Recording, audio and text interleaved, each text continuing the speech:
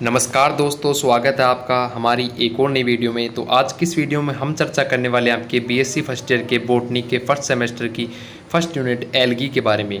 तो एल्गी का मतलब आपके हिंदी में शैवाल होता है। तो साथियों, एल्गी के बारे में आज की इस वीडियो में हम चर्चा करेंगे। तो आपको इस वीडियो में एल्गी के बारे में बहुत ही शानदार तरीके से सभी चीज़ें मैं आपको बताकर चलूँगा।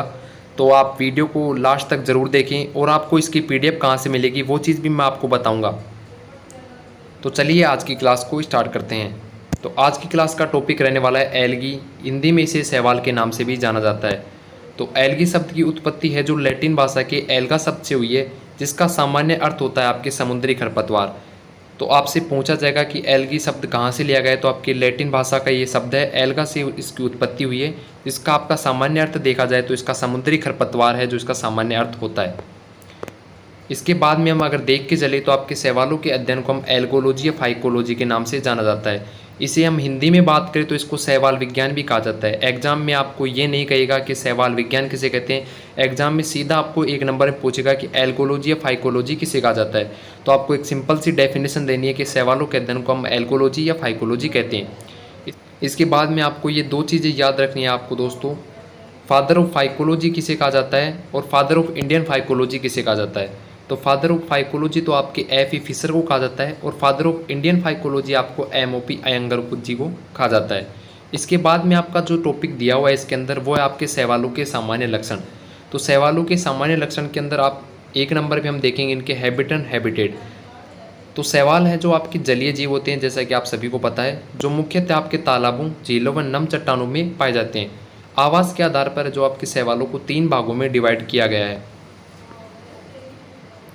नंबर 1 पर है आपका जलीय आवास वाले शैवाल, नंबर 2 पर आपका स्थलीय आवास वाले शैवाल, नंबर 3 पर आपका असामान्य आवास वाले शैवाल। तो आप इनके नाम से भी इनकी डेफिनेशन बना सकते हैं। जलीय आवास वाले शैवाल जैसे जो शैवाल जो जल में निवास करते हैं, स्थलीय आवास वाले शैवाल जो स्थल के ऊपर रहा करते हैं, असामान्य आवास वाले शैवाल जो असामान्य आवास में निवास करते हैं, जैसे कोई अत्यधिक लवणोद्भिद जहाँ पर नमक की मात्रा अत्यधिक, हिमोद्भिद जहाँ बर्फ़ ज़्यादा है, तापमान जहाँ तपोद्भिद जहाँ तापमान ज़्यादा है, ऐसे आवास में पाए जाते हैं, उन्हें असामान्य आवास वाले शैवाल कहा जाता है। बात करें दोस्तों जलीय आवास वाले शैवाल के बारे में, तो वे शैवाल जो जल में पाए जाते हैं उन्हें आपको जलीय आवास वाले शैवाल कहा जाता है। ये शैवाल 2 प्रकार के होते हैं, अर्थात इन शैवालों को आवास के आधार पर शैवालों को 2 भागों में बांटा गया है।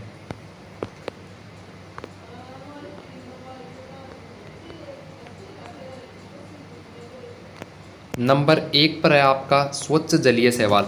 वे शैवाल जो आपके स्वच्छ जल में पाए जाते हैं उन्हें आपके स्वच्छ जलीय शैवाल कहते हैं। इसके आपके एग्जाम्पल है क्लेमाइडोमोनास, वोल्वोक्स और कारा।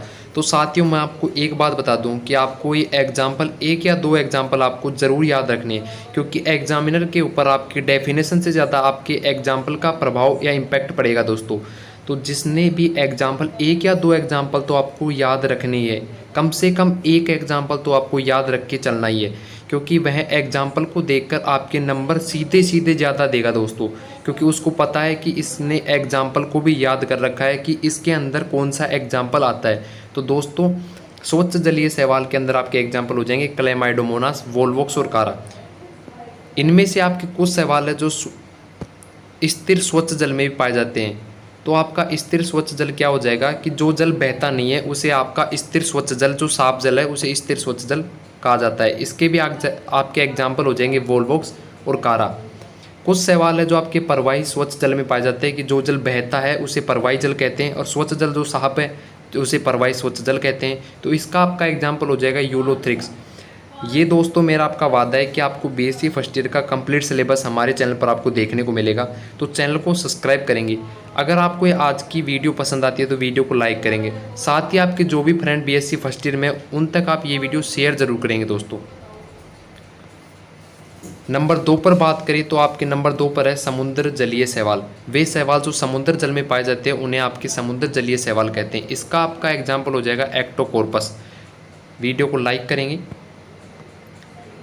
नंबर 2 पर आपके हैं स्थलीय आवास वाले शैवाल। तो कुछ शैवाल की जातियां हैं जो मिट्टी, चट्टानों, लकड़ियों आदि पर पाई जाती हैं। उन शैवालों को आपके स्थलीय आवास वाले शैवाल कहा जाता है। स्थलीय आवास वाले शैवालों को भी 2 भागों में डिवाइड किया गया है। नंबर 1 पर आपका स्पोरोफाइट। वे शैवाल जो पृथ्वी की सतह पर पाए जाते हैं उन्हें तो आपके स्पोरोफाइट कहा जाता है। दोस्तों जैसे आपकी ये आपकी पृथ्वी की सतह है, इसके ऊपर जो आपको शैवाल देखने को मिलेंगे उन्हें तो हम स्पोरोफाइट्स कहते हैं। इसके आपके एग्जाम्पल हो जाएंगे वाउचीरिया और यूग्लिना।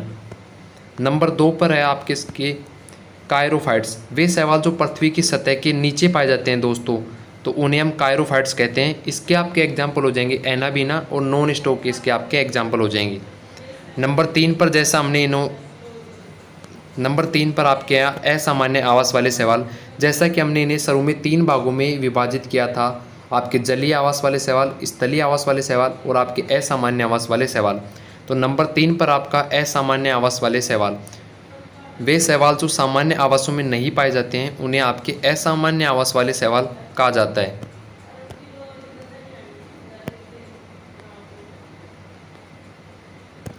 असामान्य आवास वाले शैवालों को भी निम्न भागों में डिवाइड किया गया है।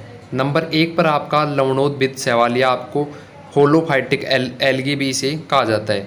वे शैवाल जो अत्यधिक लवणीय जल, जहाँ पर आपके नमक की मात्रा ज़्यादा पाई जाती है पानी में, उसे लवणीय जल भी कहते हैं। लवणीय जल में पाए जाते हैं उन्हें हम लवणोद्भिद शैवाल भी कहते हैं दोस्तों। इसका आपका एग्जाम्पल हो जाएगा आपका क्लेडोफोरा दोस्तों। नंबर 2 पर आपका अधिपादपीय शैवाल। तो साथियों आप इसमें देखेंगे कि आप इसके नाम से भी आप इसकी डेफिनेशन को याद कर सकते हैं। वे शैवाल जो बड़े पादपों की सतहों पर पाए जाते हैं उन्हें हम अधिपादपीय शैवाल कहते हैं। तो आप इसके नाम से भी आप इसकी डेफिनेशन को याद कर सकेंगे। जैसे इसमें लिखा हुआ है अधिपादपीय, तो आप पादप से पादप याद रखेंगे, अधि यानी उसके ऊपर निवास करते हैं। तो वे शैवाल जो बड़े पादपों की सतहों पर पाए जाते हैं उन्हें हम अधिपादपीय शैवाल कहते हैं। इसका एग्जाम्पल हो जाएगा आपके वाउचीरिया। नंबर 3 पर आपके इसका टाइप है आपके अधिजांतवक शैवाल। वे शैवाल जो जलीय जंतुओं की सतह पर पाए जाते हैं उन्हें हम अधिजांतवक शैवाल कहते हैं। इसके आपका एग्जाम्पल हो जाएगा क्लेडोफोरा। नंबर 4 पे हैं दोस्तों आपके अंतःजातवक। अंतःजातवक वे शैवाल जो जंतुओं में ऊतकों में निवास करते हैं उन्हें आपके अंतःजातवक शैवाल कहते हैं। इसके आपके एग्जाम्पल हो जाएंगे एनेबिना और नॉन स्टॉक, आपके इसके एग्जाम्पल हो जाएंगे। नंबर 5 पर बात करें तो आपके हो जाएंगे परजीवी शैवाल या प्रोसाइटिक एल्गी। दोस्तों वे शैवाल जो जंतुओं में परजीवी के रूप में पाए जाते हैं, ये शैवाल है जो आपके दूसरे जंतुओं पर ही निर्भर करते हैं। वे शैवाल जो जंतुओं में परजीवी के रूप में पाए जाते हैं उन्हें हम परजीवी शैवाल कहते हैं। तो ये आपके मुख्य रूप से दूसरों के ऊपर डिपेंड रहते हैं दोस्तों। ये जंतुओं के ऊपर ही अपना जीवन यापन करते हैं और उन्हीं से अपना भोजन और सब कुछ प्राप्त करते हैं, इसलिए इन्हें परजीवी शैवाल भी कहा जाता है। ये शैवाल है जो आपके पादपों में पाए जाते हैं, जिसके कारण ये पादपों में आपके कई रोग उत्पन्न करते हैं। जैसे आपने सिफियोलोरोस के बारे में पढ़ा होगा। सिफियोलोरोस शैवाल है जो आपके चाय और कॉफ़ी के पादपों में है, जो आपका लाल कीट रोग उत्पन्न करता है दोस्तों। तो ये आपको याद रखना है सिफियोलोरोस के बारे में कि यह आपके चाय और कॉफ़ी के पादपों में लाल कीट रोग भी उत्पन्न करता है। यह आपके एग्जाम में 2021 में पूछा गया था दोस्तों कि सिफियोलोरोस शैवाल कौन से पादपों में कौन सा रोग उत्पन्न करता है। तो चाय और कॉफ़ी के पादपों में लाल कीट रोग उत्पन्न करता है। 1 नंबर में आपको ये सवाल सीधा सीधा बनता है। और आपका इसके अंदर से आपका बड़ा क्वेश्चन बनेगा, तो ये आपका बनेगा कि शैवालों को आवास के आधार पर वर्गीकृत कीजिए। इसके आगे इसका टाइप दिया हुआ है। अगला टाइप है इसका सहजीवी शैवाल। सहजीवी शैवाल के बारे में हम देखें तो वे शैवाल जो अन्य पादपों के साथ सहजीवी संबंध में रहते हैं उन्हें हम सहजीवी शैवाल कहते हैं, एवं यह संबंध सहजीवन कहलाता है दोस्तों। तो ये आपस में एक दूसरे से सब कुछ आदान प्रदान करते हैं दोस्तों, तो इसलिए इन्हें सहजीवी शैवाल भी कहा जाता है। इसके भी आपके एग्जाम्पल हो जाएंगे एनाबिना और नॉन स्टॉक। इसके जो आगे इसका टाइप दिया हुआ है वो आपका हिमोद्भिद शैवाल। तो आप इसे नाम से भी डिफाइन कर सकते हैं कि हिमोद्भिद यानी जो बर्फ़ में पाए जाते हैं। तो वे शैवाल जो बर्फ़ की सतह पर चिपके हुए पाए जाते हैं उन्हें आपके हिमोद्भिद शैवाल कहा जाता है। इसका आपका एग्जाम्पल हो जाएगा हिमेटोकोकस निवेलिस। तो आपको एग्जाम्पल तो एक एक करके सभी को याद रखनी ही है और इनकी डेफिनेशन आप इनके नाम से भी याद रख सकते हैं। इससे आगे आपका इसका टाइप दिया हुआ है शैलोद्भिद शैवाल। वे शैवाल जो नम और आर्द्र चट्टानों पर पाए जाते हैं उन्हें शैलोद्भिद शैवाल भी कहते हैं। इसके बाद जो आपका इसका टाइप है तपोद्भिद शैवाल। वे शैवाल जो अत्यधिक तापमान क्षेत्रों में पाए जाते हैं उन्हें आपके तपोद्भिद शैवाल कहा जाता है, एवं ऐसे क्षेत्रों को उष्ण क्षेत्र कहा जाता है। तो दोस्तों ये हमने आज आपके सवाल के बारे में कुछ जनरल डिटेल्स जानी और उसके बाद आपको आवाज़ के आधार पर जो सवालों को 3 भागों में वर्गीकृत किया गया था उसके बारे में जाना है। दोस्तों आगे आने वाली वीडियो में हम सवाल के जीवन चक्र और सवाल के अंदर जो आपकी थैलस की स्ट्रक्चर होती है उसके बारे में जानेंगे। तो दोस्तों मैं उम्मीद करता हूँ आपको यह वीडियो पसंद आई होगी। अगर आपको यह वीडियो पसंद आई तो वीडियो को लाइक करेंगे। साथ ही अगर आप चैनल पर नए हो तो चैनल को सब्सक्राइब कर लें, क्योंकि हमारे चैनल पर आपको बीएससी फर्स्ट ईयर की फर्स्ट सेमेस्टर और सेकंड सेमेस्टर की सभी क्लासें मैं आपको प्रोवाइड कराऊंगा। इसी लैंग्वेज सिंपल लैंग्वेज में आपको मैं नोट्स भी प्रोवाइड कराऊंगा। आपको अगर इसकी पीडीएफ प्राप्त करनी है तो दोस्तों डिस्क्रिप्शन में मैं हमारे टेलीग्राम चैनल और व्हाट्सएप चैनल के लिंक आपको डाल दूंगा, तो वहाँ से जाकर आप टेलीग्राम चैनल और व्हाट्सएप चैनल को ज़रूर ज्वाइन कर लें। थैंक यू दोस्तों।